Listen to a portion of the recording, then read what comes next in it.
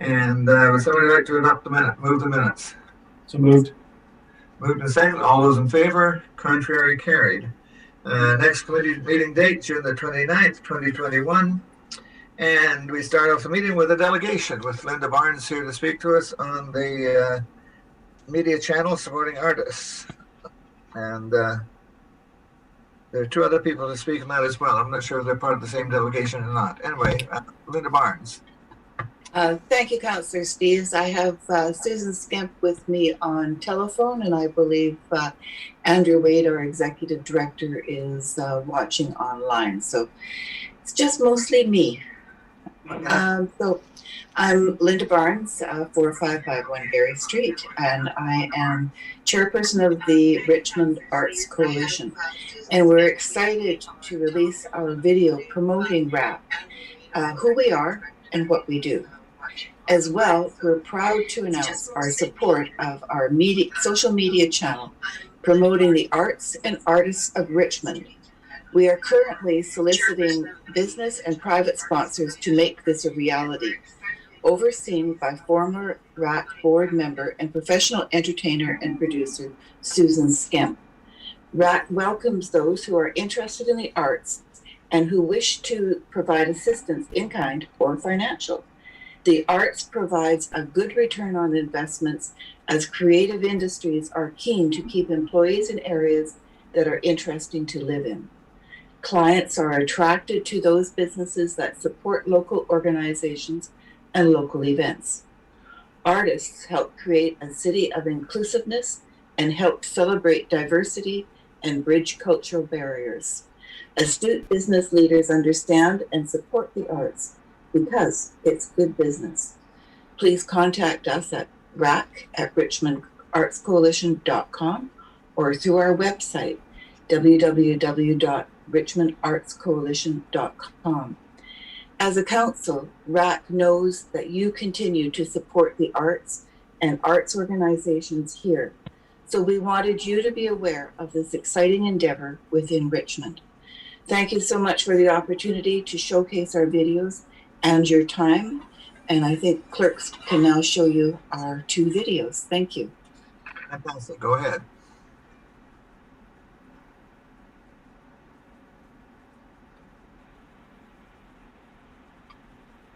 Welcome to the Richmond Arts Coalition. We are your arts voice. Richmond Arts Coalition formally became a society on November the 1st, 2005. Our mission is to promote, support, and advocate for the arts in all their various forms within Richmond, BC, with a membership of artists, arts organizations, and patrons of the arts. RAC's mandate includes advocacy for the arts and culture to all levels of government. The Richmond Arts Coalition is your arts voice. RAC is a volunteer-run organization where we offer opportunities for the artist and the arts within Richmond, BC. RAC informs artists and assists with innovative ideas. We connect artists, audiences, and businesses and engage and advocate for the arts community. RAC is proud to sponsor Richmond Culture Days, the Richmond Maritime Festival, Art Rich, Songs in the Snow, and the Richmond Arts Awards, where RAC awards a scholarship to young artists. We will continue to support these local events and ensure they reach a larger audience. The future is exciting with the expansion of the Richmond Arts Coalition media platform, where we will highlight, showcase, and promote Richmond artists and artists nationally and internationally. Entertaining and educational content with something for everyone. Join us. This is just the beginning.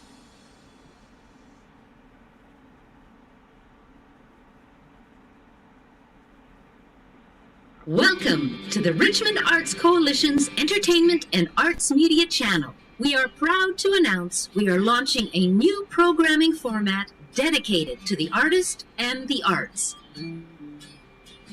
Our goal is to support, highlight, and showcase Richmond performers, musicians, dancers, actors, and visual artists of all ages and genres, to help them reach a larger global audience with entertaining, informative, and educational programming.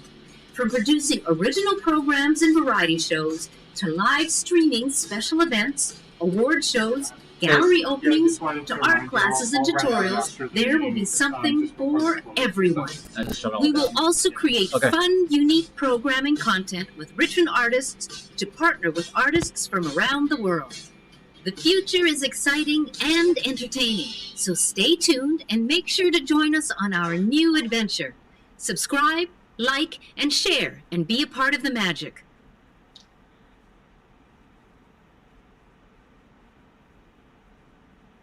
Well, thank you. If you have any questions or comments, I'd be willing to look at those. Wait till I get my screen up here. Okay, I'm not sure the order. Mine doesn't show it, so I'll start with Councillor McPhail. Thank you, Mr. Chair, and through you to the delegation. Well, thank you very much for the 2 videos. That's really exciting, especially your social media channel. So when is the launch then of the channel?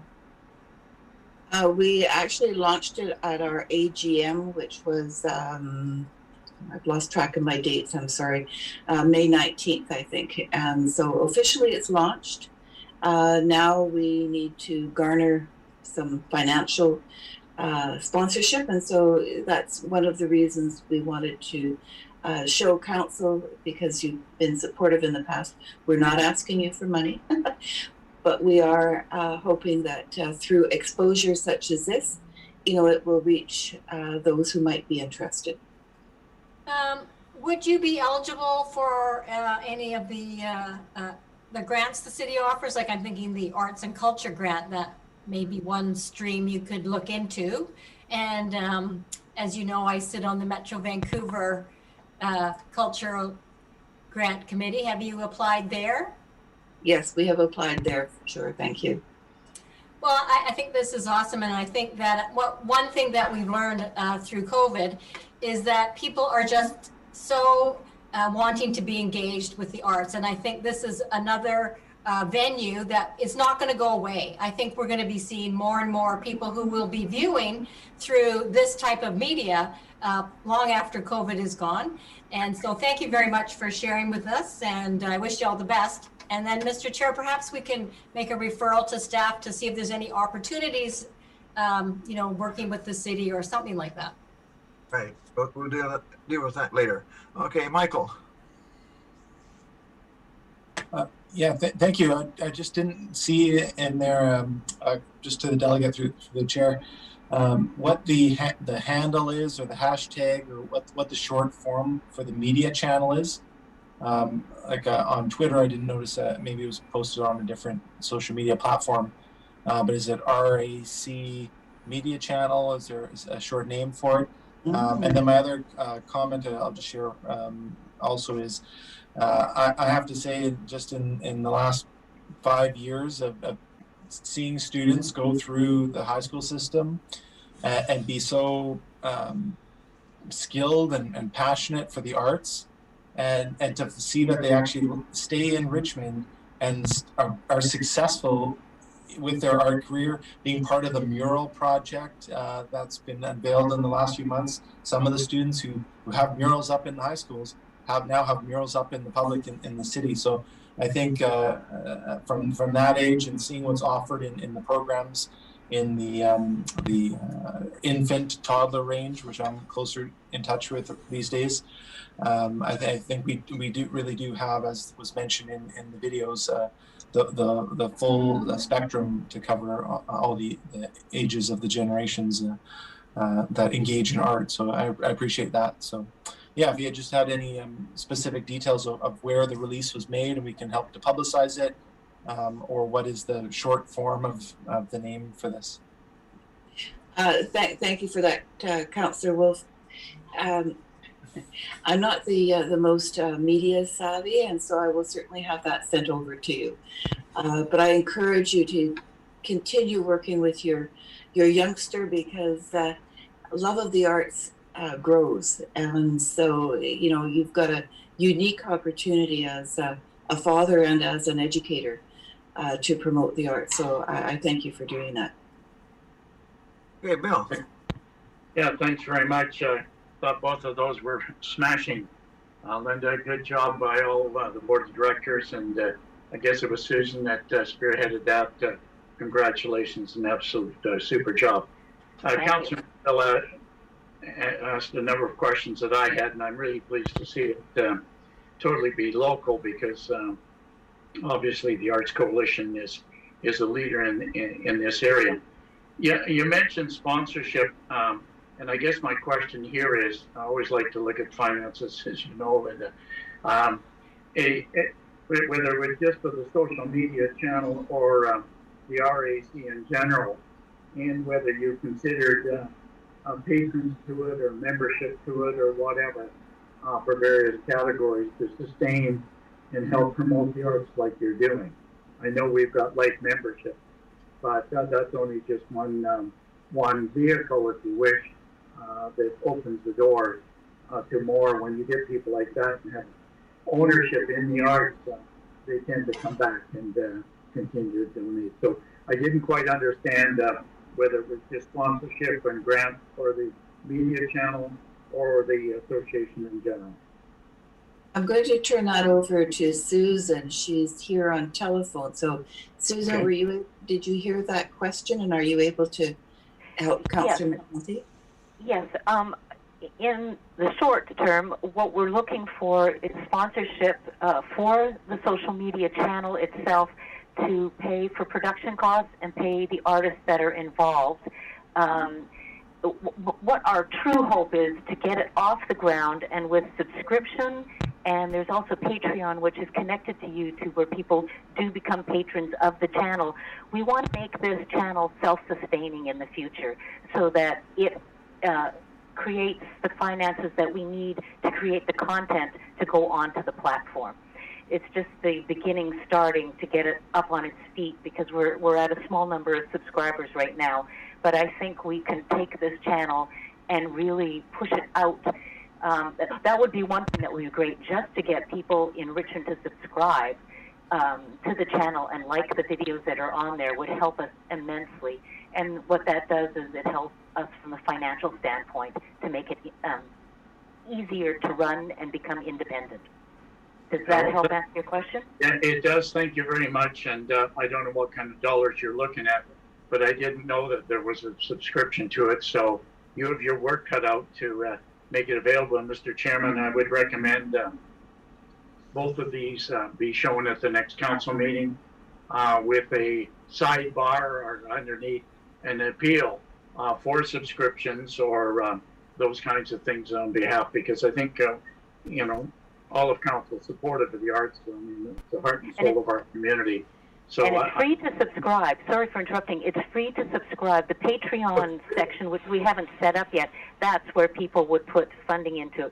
The more subscribers you get, that's when advertisers jump on board and want to air their commercials, and that's how your channel can generate funding to make more content. You need to tell us how to do that, or send us the information on that.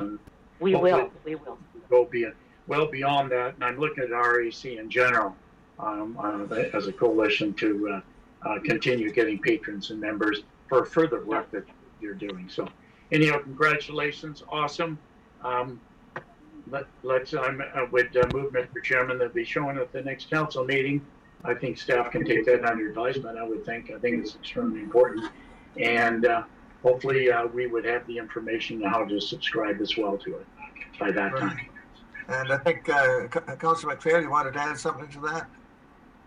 Sure, just perhaps a referral to staff to look at opportunities to work with the RAC on their social media channel. Yes. Okay, so we'll combine the two together to show the film and work on the project with them. And I just want to make a comment as well. I actually chaired the committee, the arts committee, way back in 1968 when we had a fund. I think it was from Crown Zellerback, and we used to give out grants for the arts, and that's all we had, and it was pretty slim pickings. So to see this today after what we had then, it's phenomenal, and it really I've been a critic sometimes of the civic art because we didn't have our own artists. Now we've got our own artists everywhere, and they're doing an incredible job, and the city is vibrant because of it. So I think it's good the video is going to be great, and hopefully we'll get a tremendous response as people see those two videos and know that the arts are alive and well in Richmond. So I'd like to move all those in favor of the referral. Contrary, carried. Thank you very much for your presentation. Well, Thank you. Okay, the next item is the Magical Ridge Playground Foundation.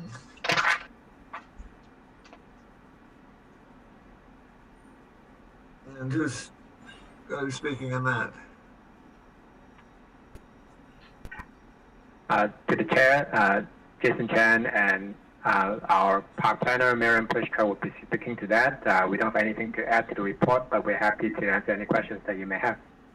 Okay, does anybody have any questions on the report?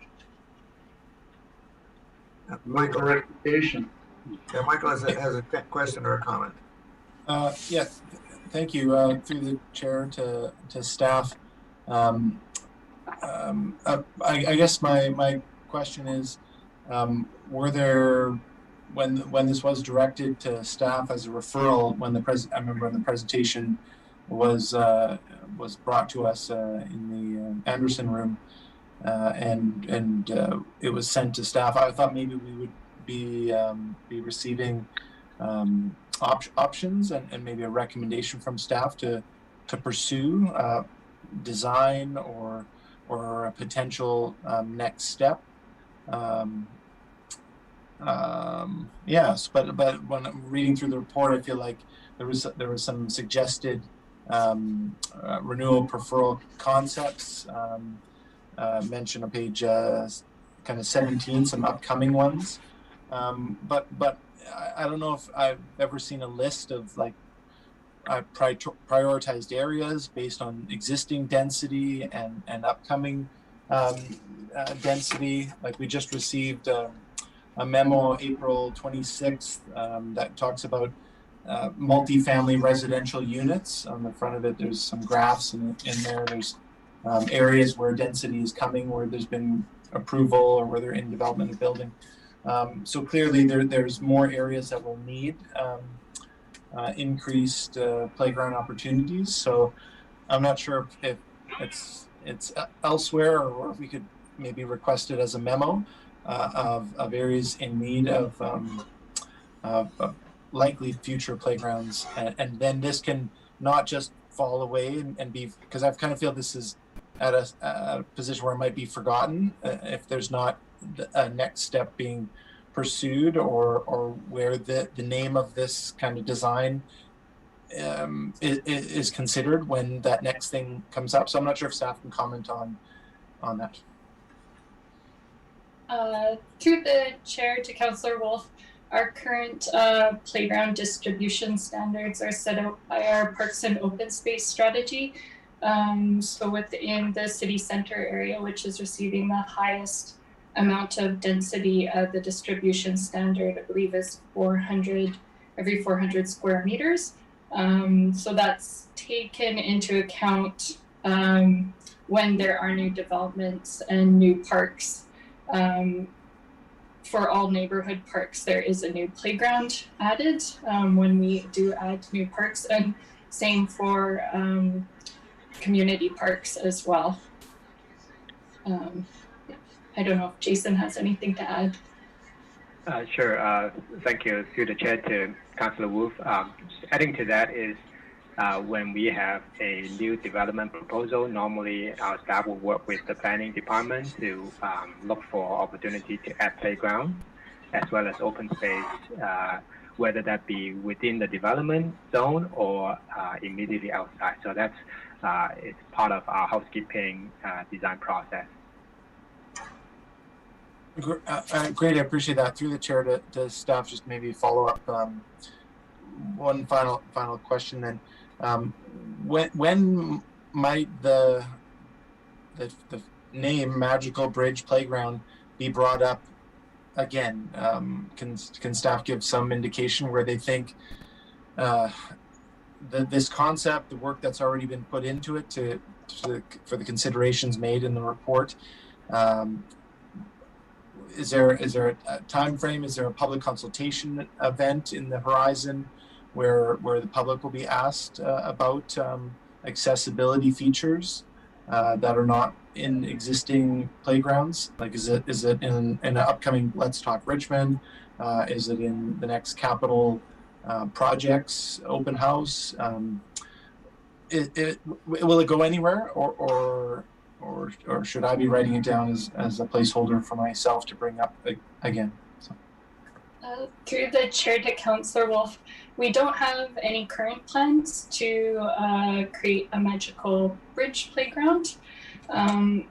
For any new playground, we do public consultation. Typically for neighborhood parks, we reach out to the nearest schools to get input from staff and students. And then for larger park playgrounds, like community park playgrounds, we do public engagement, which would include Let's Talk Richmond. The Magical Bridge program doesn't currently fit with our standard playground allocation for budgets. Yes, but if it's requested, it's something that staff could look at. Okay, great, thank you. Then I think that's all my questions to the chair, but just a comment, then I'll be taking a note here. So reaching out to organizations that work with youth who have accessibility challenges. If staff could include them as potential stakeholders when discussing new playgrounds, because they might have a better handle on where many of them live based on the elementary schools that provide well for them and help to. I don't know. I'm detached from the elementary system, but at this moment in time, I assume that will change. But yeah. So anyway, I thank staff for taking the consideration and looking in the existing budget. Perhaps when the next time we consider a budget, I know at the end of the options, there's sometimes things not recommended by staff that council can consider. So perhaps when demand is there, a magical bridge playground might be considered in that form, where we can comment on and hear from the public on the validation of bringing that in. So that was my comment, but I think Mr. Gross had his hand up. Yeah, comment. Yeah. Through the chair, Councillor Wolf, I just wanted to add onto Miriam's comments is that when we do new playground designs or expansion of areas, we do look at accessibility, capacities, a different variety of elements, very similar to the Magical Bridges initiative. And so moving ahead, should we get to a more significant playground opportunity within the community, we'll definitely look at this as a consideration for one of those type of elements or larger scale playgrounds. Okay, Linda.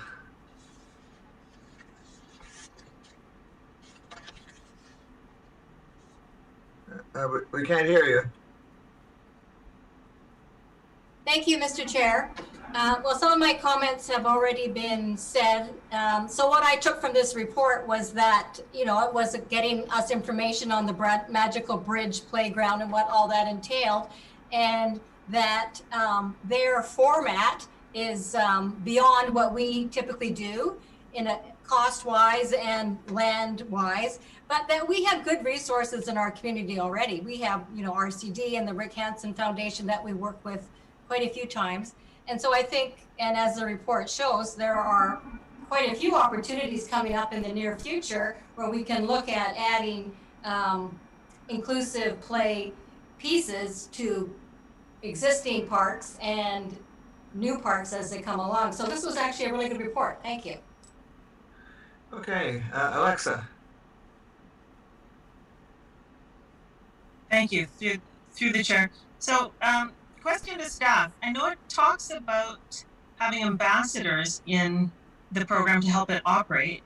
And it sort of occurs to me that that would tie in really well with our cultural harmony plan and getting people of different cultures, different ability backgrounds. So it sounds like it's a really inclusive thing, and maybe an opportunity to tie into our cultural harmony plan to have something like this. So I'm just wondering if that kind of fits in, if it makes sense, and to if we were to go down this road, because I think there's a lot of interest in this, and I think if we were to be one of those regional parks that did something like that, or maybe it's even something that we partner with something bigger like Metro or something on this, because it is a big investment, but it does sound like something really special, but also something that you know, because it uses the ambassadors, because it uses our youth, and we've got youth of so many different backgrounds and cultures, that it just seems like a huge opportunity here. Would anybody from staff want to comment on that now? Does that tie in with our cultural harmony plan a little bit? I'm not sure about that specifically, but we could certainly talk to our volunteer coordinator to get a sense of what a similar, probably not exactly the same kindness ambassador program would mean in Richmond, especially in conjunction with one of our larger playground replacement projects that are coming up. Okay. Okay, let somebody like to move that we received for information. So moved. All those in favor? Contrary, carried. Next, the renaming of the Mineral Place Activity Center to rename it to the Richmond Cultural Center Annex. Would somebody like to comment on that from staff? Nothing to add. I'm happy to answer any questions. Okay, any questions from committee? We got Michael. Yes, just a quick one. Thank you through the chair and staff. Have different languages in their translations been applied to this as well? I know on page, I lost it here, when it was comparing the options, like for example, the Culture Lodge on page 25, like Cantonese Mandarin, does the word lodge translate to something really suitable? Or does the word annex in option 1 that's recommended translate to something that's not? Have those been looked at as well? Through the chair to Councillor Wolf, we have not looked into the translation of annex into any languages. It was simply chosen as the literal description to convey that this building will be an extension of the cultural center, and that's the recommended version. Okay, I would entertain taking a pause on it then today, unless someone in the meeting can comment on that, because if the fact that it mentions here City Hall Annex, if that word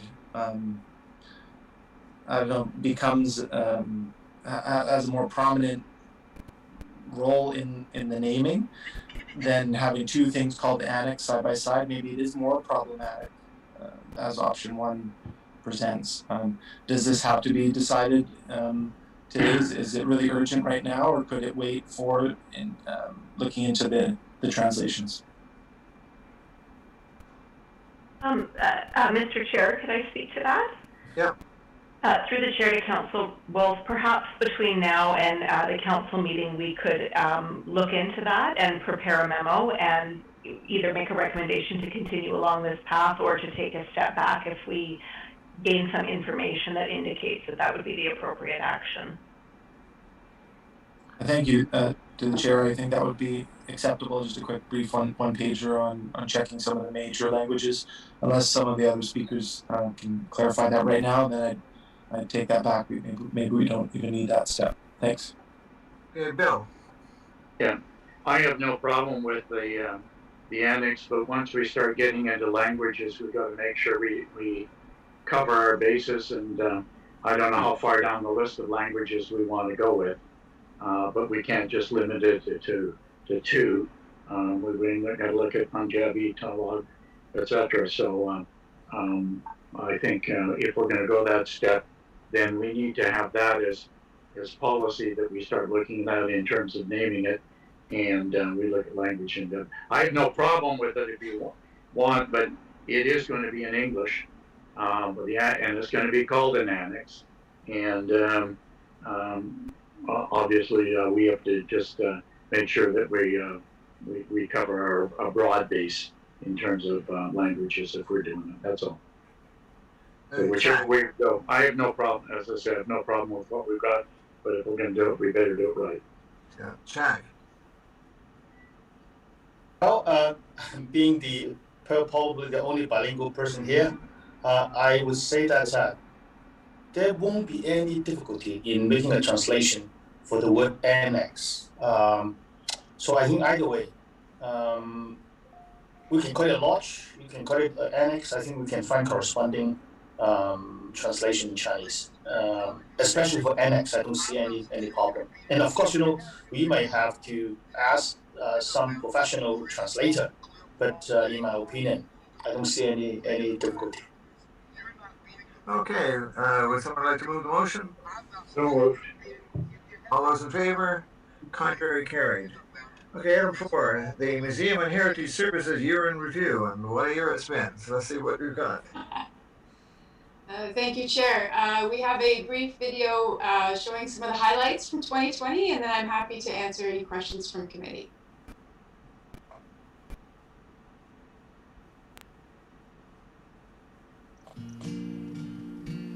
"2020 brought an interesting year of challenges and opportunities for museums and heritage sites in Richmond. In March, places closed due to the COVID-19 pandemic. While closed, we stayed connected to our communities and provided access to our sites through online experiences. As more was understood about the virus, we were able to reopen places with safety protocols in place to protect visitors. With the help of grant funding and our society partners, we were able to adjust programs and events to continue in new and safe ways. Some events, such as Doors Open Richmond, the Richmond Maritime Festival, Culture Days, Remembrance Day, and Songs in the Snow, had great success providing experiences online. Many programs, such as the London Heritage Farm Society's plant sale, the Richmond Museum's Young Archaeologist Summer Camp, and Winter in the Village, were able to safely continue outside. While new programming like the Richmond Museum's Neighborhood Walking Tours and Steveston Heritage Site's Big Red Scavenger Hunt were developed to encourage people to experience Richmond's history in their own backyard. Other initiatives continued with new safety protocols, such as the Haunted Sea Halloween event at the Gulf of Georgia Cannery National Historic Site and the Heritage Commission Annual Heritage Awards. During 2020, we made the most of reduced operations to undertake much-needed planning and set us up for success in the years to come. This included working on the Steveston Heritage Site's interpretive plan, designing the new Richmond Olympic Experience exhibits, planning for the new Richmond History video series, and creating a new London Heritage Farm master plan. This planning was done with stakeholders in person when possible and through video conferencing when not. We also made the most of reduced visitor hours by taking extra efforts to care for our facilities and artifacts. This included completing the restoration of the Burnaby wooden boat, undertaking a number of repairs to buildings at Britannia shipyards, and caring for our artifact collections. Despite a challenging year, museums and heritage sites across Richmond were able to accomplish important work that connected residents with their local history and heritage and preserved important places and objects for future generations.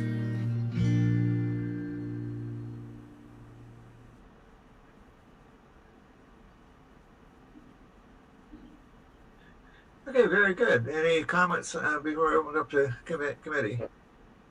Rebecca. To the chair, no, I have no further comments. Thank you. Okay, any questions or comments from committee? We'll get my Great job. chart up here. Let's see, Michael. Thank you. Just I appreciate the video and good tunes in the background there, and lots of familiar faces. Great to see all them.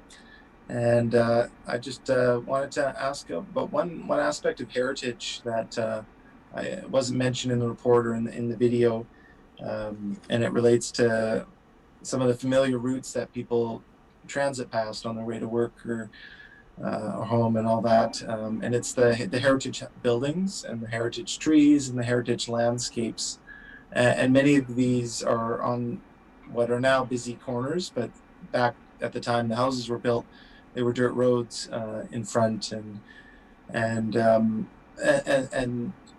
there's been a lot of city crews activity doing road work, and for some of the areas outside of Steveston, there's I know I've heard comments in discussions at the Heritage Commission and Museum Society, which I'm the council liaison for both of those, and others in the community who kind of worry and have a sense that they're about to lose something that's maybe really has no direct connection to them, but it means a lot when it comes to heritage value in the route they take when they go places, what they identify as part of their neighborhood, part of their identity, part of their culture. So I'm not sure if anything in this year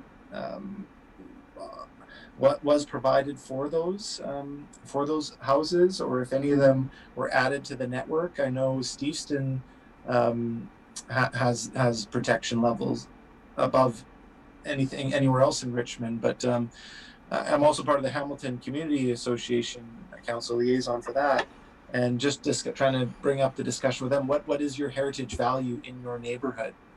So I don't know if we have like a heritage structure or feature of every neighborhood in Richmond, if that maybe is something for next year to consider, to try and let people find a local walking distance heritage feature that exists, or some way to connect with it. So anyway, I've just been puzzled with that, and thought I'd bring it up here as the review came on. So that was my comment. If anyone can respond, if not, considerations is great too. Thanks. Through the chair to Councillor Wolf, I think most of what you're speaking to is under the purview of the Heritage Planner. We certainly work collaboratively with the Heritage Planning Department to identify heritage resources, and in particular to support the historical research necessary to establish what the heritage value is. And I think our main role in heritage services is to share those stories with the public and to find opportunities, programming opportunities particularly, to share those stories. And I think what you're speaking to is what we are hoping to accomplish with the walking tour series that the Richmond Museum Society has been working on. And so we've completed 3 walking tours. There's a 4th one in development. And those do identify specific places, including things like trees or monuments and other items like that, that have historical value in neighborhoods that people can easily access. Okay, Linda. Thank you, Mr. Chair, and through you to staff. Well, thank you very much for the video, another great Media Lab production. And perhaps this can be shown at a council meeting as well. I always like to see those Media Lab productions. They're just wonderful. And, you know, just congratulations and a kudos to everyone, because I know it was such a difficult year, but I think that, you know, we've shown everybody has persevered and reimagined things, and we still have come up with some amazing, although most of them were online, some of them were in person, some events that people could attend virtually or in person. And I think that's really important. And I think that we've learned a lot of things, and that some of these things will, again, carry on into next year. And I think what I've heard from a lot of people, especially like we've been talking about Doors Open coming again next month, is that they really enjoyed it, watching it from the comfort of their own home. I mean, yes, it's great to go out and visit these places, but perhaps you couldn't see them all. This way, you know, you could see them all. So I think out of tough times, we've learned some new things, and some things are probably here to stay. So thank you very much. Yeah, I'd like to put my 2 bits worth in on this one as well, and thank staff for, I think, a tremendous year of work. What happened, in my opinion, is that because certain things couldn't be done, the normal daily activities, that staff was able to do things that they weren't able to do in the past. and I know they sure kept me busy because I was one of the persons that interviewed, and I still haven't corrected the edited one of the interviews yet. But staff were really on top of a lot of issues that have sat waiting for years and bringing back reports we've been waiting on for years. And so I think it's been a tremendous benefit to have that time to get that work done. And I think based on some of the work that staff did in the past year, in spite of COVID-19, it's going to give a good basis for the future in all of the heritage activities. So thank you very much to staff. I think it's under the circumstances, it was a very good year. Okay, would somebody like to move the motion? So move. All those in favor? Contrary, carried. Okay, that brings us to manager's report. Do we have the agenda too, Harold? Let the managers go first then. I got a couple things I want to bring up. Okay. Do you want to bring those up first on the managers or Sure. All right. Just a couple things. We received some correspondence about the placement of the community gardens. Has that been resolved? Vis-a-vis, especially behind Branscombe House, maybe 2 or 3 or 4 others. Okay, who else? Jason? Yes, to Chair to Councillor McNulty, yes, we understand the issue. We've been in contact with the Strata Council who is asking the question. We have a meeting set up with them on site next week, trying to work through the issues and determine where and extent, etc. So this will be resolved soon. Do we have an overall plan where we would have potential community gardens, even though I know we've got lots of requests and we've only got room for 200 or 300, but do we have places where we might go if we were able to do 500, 600, 700? Do we know when the city? I haven't seen the document, but maybe if we should maybe project. You know, they all shouldn't be necessarily one side or the west side, east side. What are we doing in Hamilton? Can we put a community garden out in Hamilton? Can we put one in East Richmond in a second? Do we have a plan? And if we do, maybe that could get circulated. Through the chair to Councillor McNulty, we do have an internal plan, although it's a very rough working plan in terms of studying potential locations in Richmond. In terms of the extent of planted community gardens per year, we always have to work with our capital planning process to make sure that we have enough capital and budget to build. So that's why we kind of plan them incrementally over this year as well as the future years. Once we have that plan further formalized, we are happy to share with the council. Good. Well, that's good because we might give you more money. So thank you. Be careful what you ask for. I don't think there's any of us that are opposed to community gardens, and if there's an expense, we may direct it that way. But if we don't have the plan or the ideas in our mind, be careful. You just won't get a new car. Okay. The other question I have, we've had correspondence with regard to dog parks and potential opportunities for a dog park in Hamilton. Do we have any of that? Is that been discussed by staff? Through the chair to Councillor McNulty, similarly, we do have internal work plans and studies about dog parks in Richmond locations, etc. We realize in the Hamilton area right now, the highway park is a parks off-leash area. We internally have plans to study over this summer and fall for a future capital submission to improve the area. For example, incorporating a small dog fan-top area, etc., for upkeeping of the area. So, yes, we do have future plans for that area. To hear that. Mr. Gross has a comment to add. Through the chair to Councillor McNulty, I just wanted to add that you may recall we did receive some funding this year from council towards community gardens, dog parks. And that funding was really towards updating some of our existing parks that were built more in a temporary status The fencing was very short term, the grounds, etc. So that's been our priority this year. That will still stem over for a couple of years, but that kind of comes into our priority planning process with the dog off leash areas as well. We can work with community societies, and obviously funding is an issue, but again, sometimes priorities do change. I know when we did the capital plan, and we had 50 items on the agenda, and it came down to 3 very quickly. My other question, and actually came from my neighbor, is what the fees at McDonald Beach for launching, whatever. I understand that they were doubled, but again, I don't know. My question is, who approves them? Do they come back to council to approve fees for boat launching and storage and whatever happens at McDonald Beach? I guess I'll speak to that first. That's part of our typical annual review process and fees and charges. So typically, council would see if we are making adjustments or increasing to that. Okay, can you check to see whether I missed it on McDonald Beach and the rest of the council?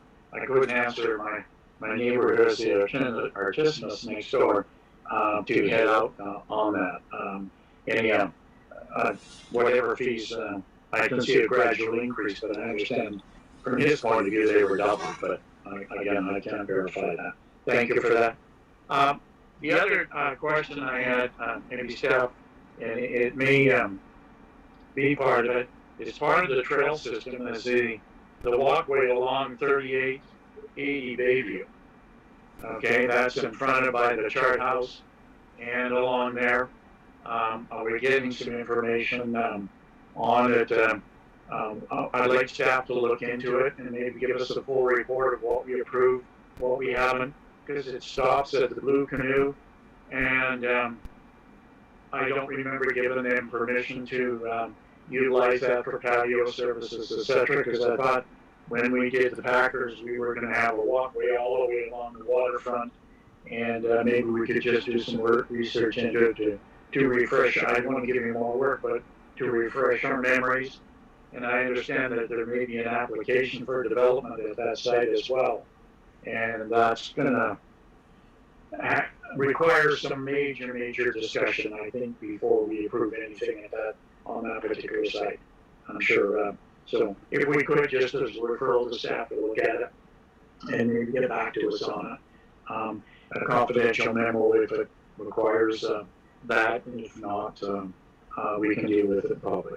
That's all I have, Harold. Thank you. Okay, Michael.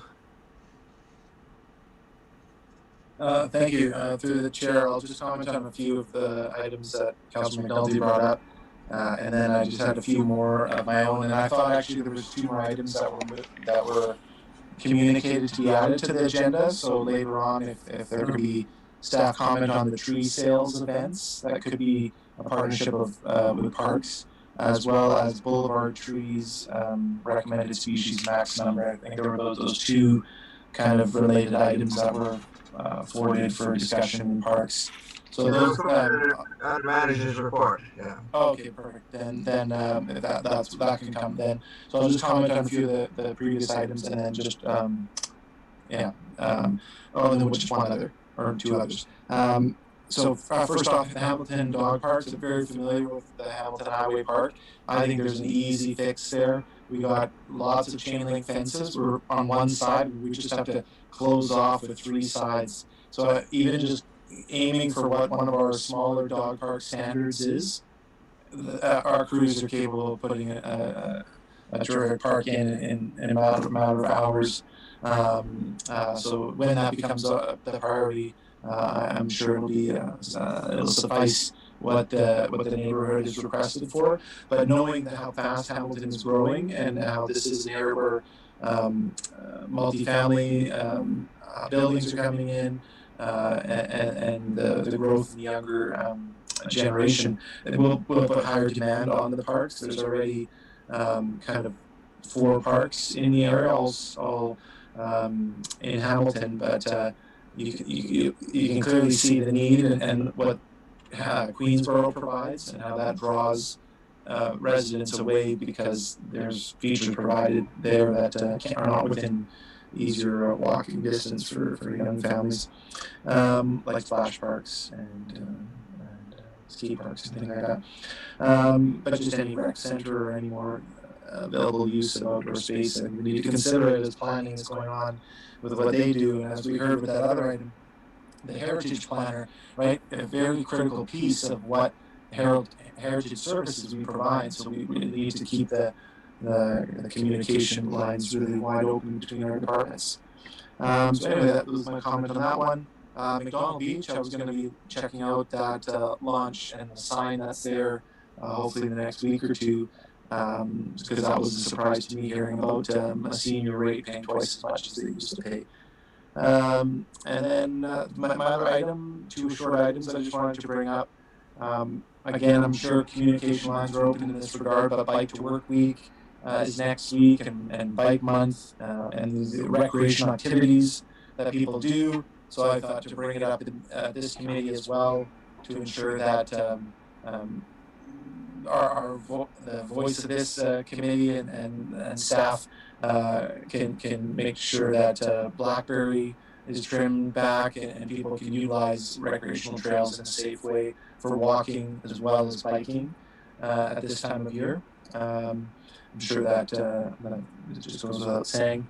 And the other one, I think was already said, wasn't it? Yeah, I think that was it. That was it. So I'll wait for the other items on the trees. Thanks. Okay, who wants to start the manager's report? Todd? I see you're smiling.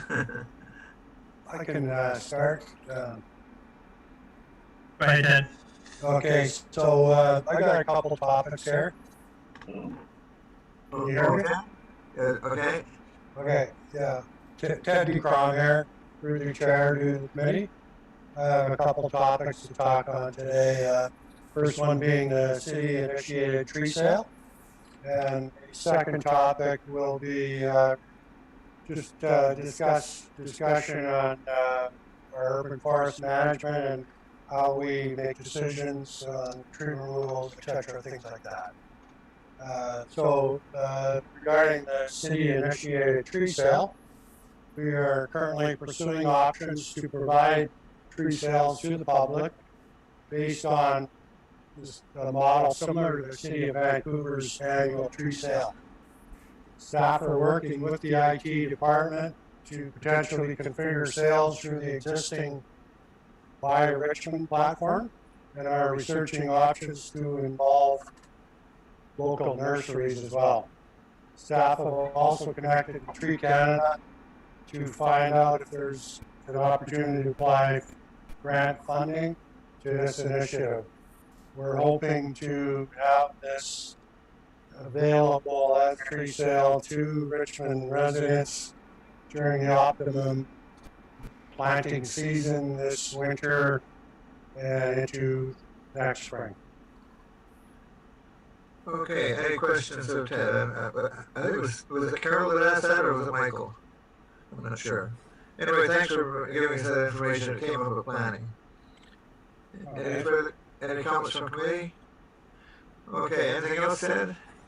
Yeah, just on urban forestry, I think I was asked to speak on kind of how we manage urban forestry, how we make decisions. So our main guide in how we operate to manage city trees and city property comes from the document, the City of Richmond Public Tree Management Strategy 2045. This was adopted by Council on December 9th, 2019. And the vision of this strategy is Richmond's public trees are managed as a high-value city asset. Richmond trees are beautiful, resilient, and sustainable, and are supported by the community for the benefits they provide. The key actions of this document are to conserve and protect, manage and maintain, enhance and expand, educate and engage.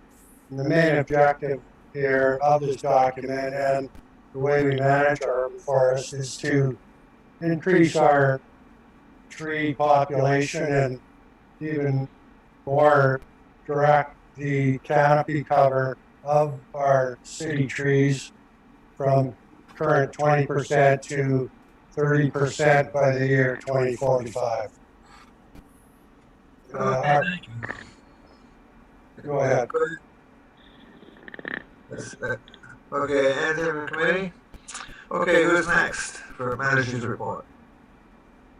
Michael. Sorry, just wanted a question about that last item. I wasn't sure if Jason was trying to jump in there and say something. If not, no. Oh, okay.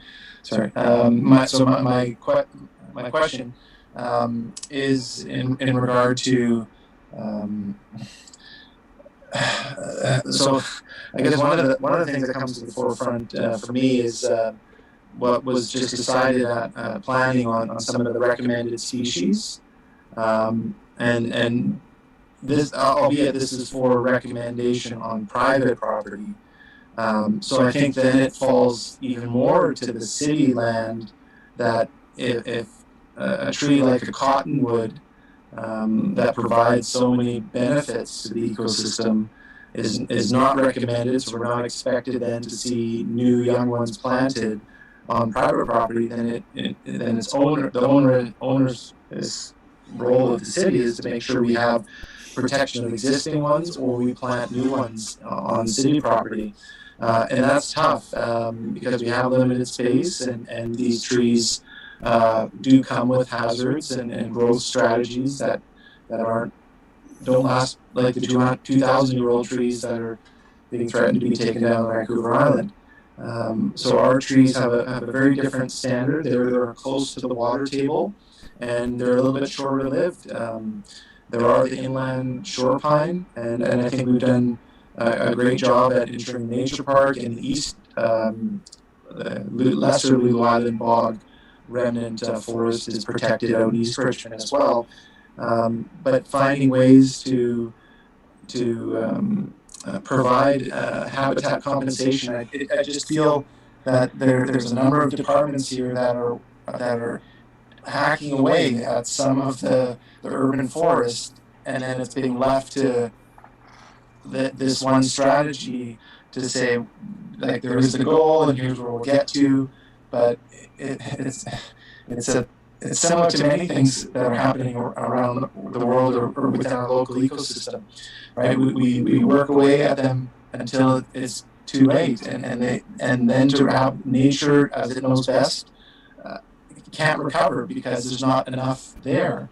The stock is been depleted, and we're then left with getting genetic clones of plants and bringing them in from elsewhere, as opposed to letting the native stock of seed supply because it's most suited, it's most evolved for this area, and so it should be one that provides the future stock. Otherwise, we're bringing in trees that aren't going to be as stable because they were grown in a different soil substrate under different temperatures, and they're not going to grow as suited to the environment. And albeit nothing is suited to last forever, that's not how nature works either. So I don't know, I guess it's a little bit of a frustration of mine that our urban forest is intact, but we're whittling away at it and we're replacing it with not the same grade.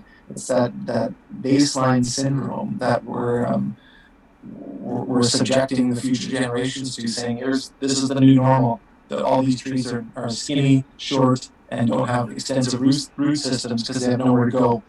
And I think it's imperative that the city ensures old trees are protected, and if they're not, then at least the ground underneath them remains protected. Because that's the thing that I think one of my biggest frustrations now is we're losing the future potential sites for big trees. We're not just losing the bigger trees, right? We pack these areas with sand, compact them. They're not going to return in our lifetime or our children's lifetime the same type of trees.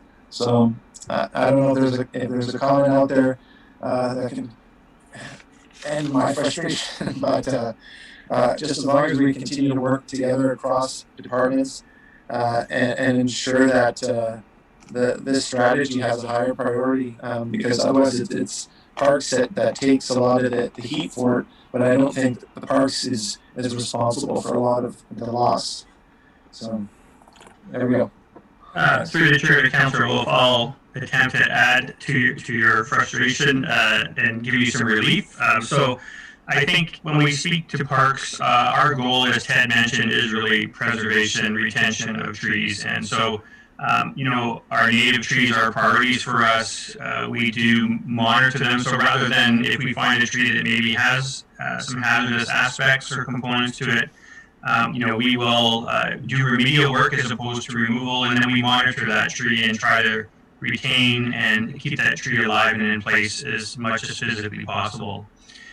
When you talk about development, which is I think where most of your frustration is coming from, I know collaboratively between all departments in the last 2 years, we've really taken a much stronger approach to preservation, retention, and really looking at reviewing some of our projects and some of the development projects that have come across our table to say how can we preserve and do more. And a good example of that is Mineral Lakes renewal. It would have been very easy for us to come in there and just clear cut the site and start anew and save some money and make the job easier for everyone. But we took a really hard look at that project and really tried to find opportunities to preserve the trees, especially trees of significance that have been there for a long time. And as you mentioned, they play an integral role in the community, and a lot of people recognize those. So we're taking those steps, we're working together collaboratively, and then on the development front, we're also working to try to provide better growth opportunities for those new trees that are going in. We buy water basket trees at a certain size, and they kind of sit there for a couple of years until they're established. But as you noted, a lot of it is what's below the ground. Is there adequate rooting zones? Is there adequate material? So there is all kinds of new technologies in the marketplace that we're reviewing. We're doing our research, and we're trying to work with our other departments to find better ways so that we can have a stronger urban forest for the future.